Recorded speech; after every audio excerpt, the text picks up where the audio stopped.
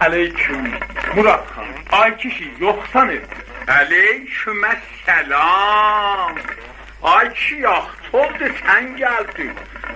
Görürsen dünya getdikcə əvəz olur. Adamlar da dəyişilir.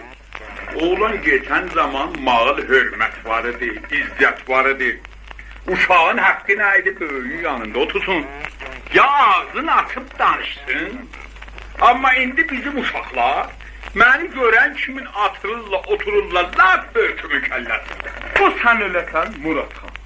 Mən evə gedəndə uşaqlar demirlər ki, bu evə gələn bizim dədəmizdir, ya o hamparsındır. Bura bax ay kişi, bu günahların hamısı sənin arvadın Sənəm xanımına mənim arvadım mələklərdir. Elədir dadaş. Oy, xat elədim dedim arvad, güllü böyüyübdir.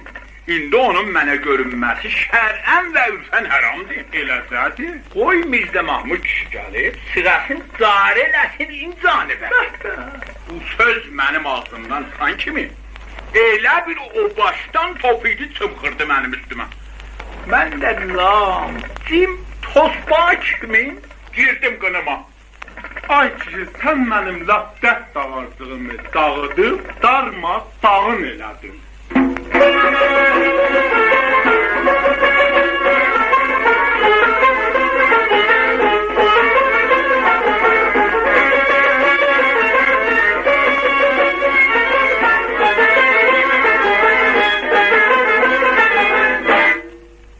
Eşidəndə Gülnazın adını, eşidəndə Gülnazın adını, o gülüzlü cananın adını, o gülüzlü cananın adını, az qalır çıxsın canım Orduxan, az qalır çıxsın canım Orduxan.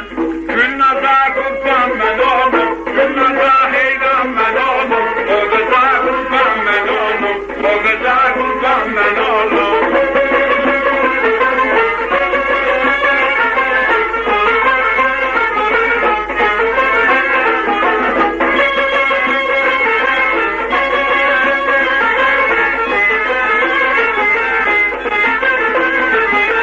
Sənəmin insafına